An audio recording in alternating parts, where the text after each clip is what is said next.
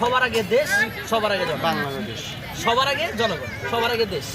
তো যেহেতু সবাই একই কথা বলে যে সবার আগে দেশ এবং সবার আগে জনগণ, তো অবশ্যই জনগণের যদি ভালো উদ্যোগগুলাই নিয়ে থাকে তাহলে অবশ্যই আমি হ্যাঁ করতে আসি। জনগণ যদি ভালো হয় আর যদি মনে হয় যে না এটা একতরফা হয়ে গেল, তাহলে আমি এটা পক্ষে না। যেহেতু আমাদের সংবিধানে নাই, আমাদের নতুন করে যদি সংবিধান করে অবশ্যই আমরা তাকে সাপোর্ট করতে হবে।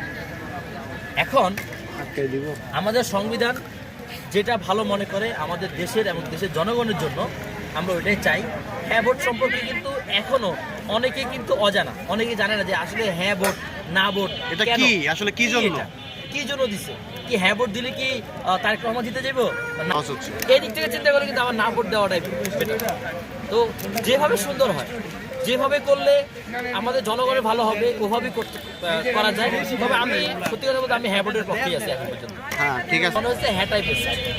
তবে এটাও মনে রাখতে হবে হ্যাঁতে ভোট দেওয়ার পরে আপনারা একজন দেশের প্রধানকে আটকায় দিবেন, এটা কিন্তু করা যাবে না। আপনি কি ফ্যামিলি কার্ড পাইছেন? ফ্যামিলি কার্ড পাইছেন আপনি?